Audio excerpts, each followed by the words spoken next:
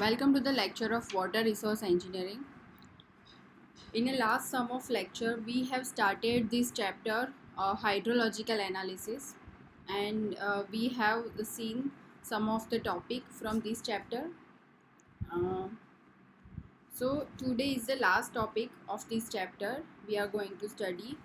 But before going to start this last topic, I would like to remind what we have studied in earlier lectures.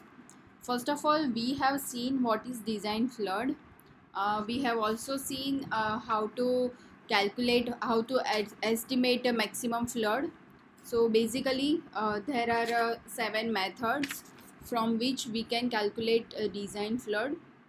So basically, past flood marks method are there, empirical method is there, envelope curve method is there, concentration time method is there, rational method is there, unit hydrograph method is there, and flood frequency method are there. So we have seen these all methods in a last lecture. Now in today's lecture we are going to study about the risk factor. What is risk? So the ratio of 1 by TR is a probability that is called P, which the TR years flood may be equaled or exceed in any 1 year. To select a designed flood which is not likely to occur during a life of a hydraulic structure, the design return period should be a much greater than a estimated useful life of a structure. Right? हम लोग जो design flood ले रहे हैं वो हमारी जो estimated life of a structure है उससे ज़्यादा होना चाहिए. So, however, there is still no guarantee that such a flood would not occur during the useful life, as there is always some risk. So, to reduce the risk, the return period of a very important structure such as a spillways for a very high dams is taken very long, right?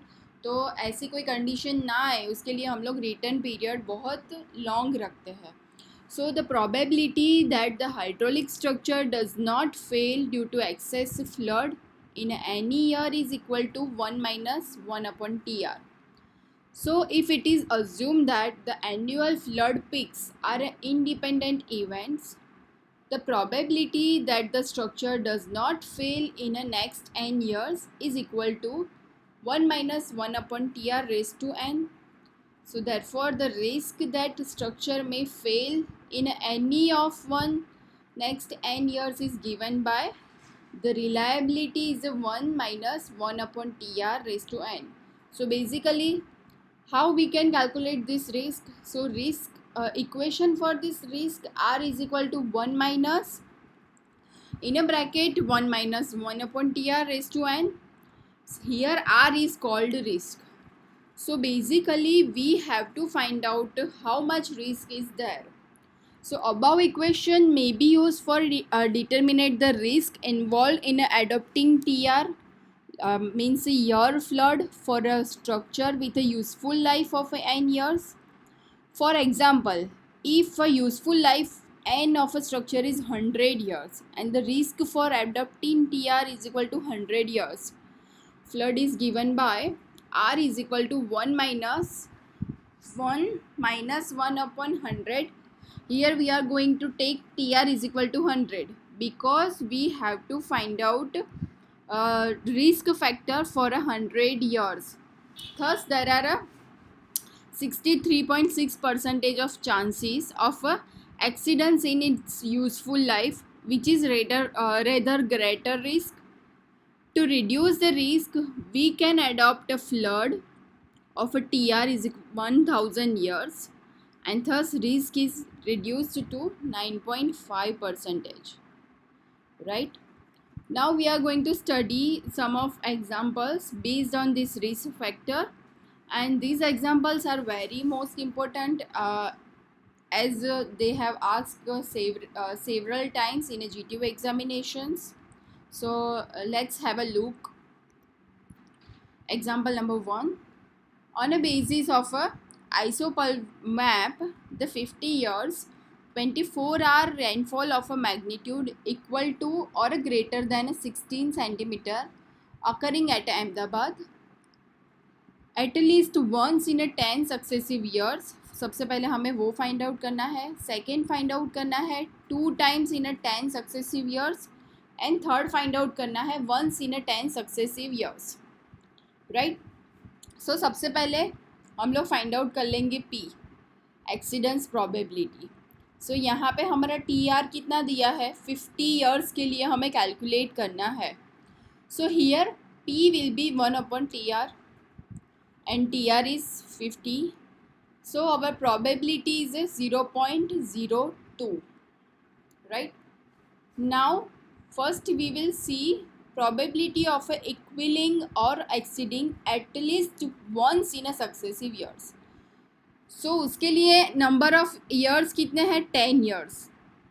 So equation for the probability we know, R is equal to 1 minus in a bracket 1 minus 1/TR raised to n. So here TR will be 50 and we have already find out this 1/TR value, that is 0.02.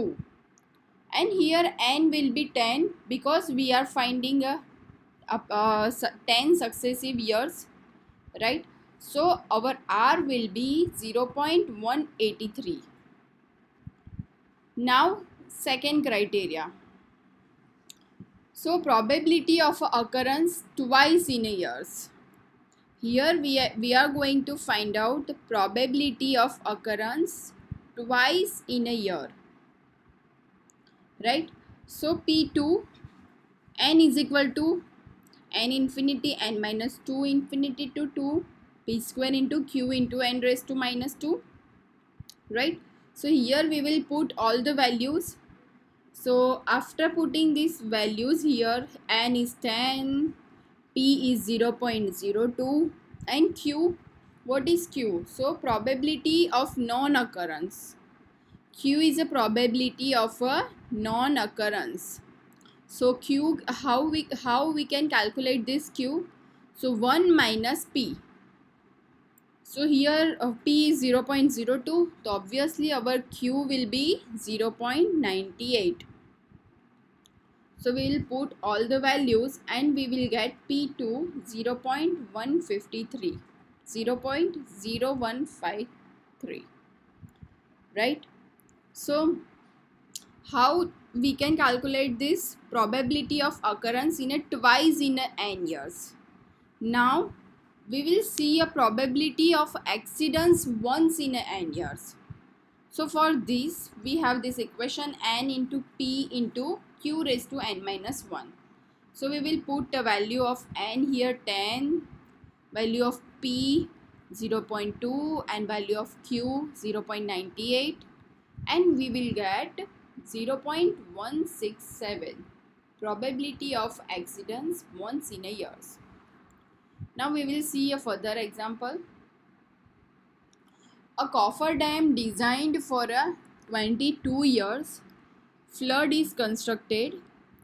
It takes 6 years to complete the construction of a main dam. What is the risk that a cofferdam may fail before the end of construction period? And what return period in a design of cofferdam would have reduced the risk of 12%? So let's have a look of this example.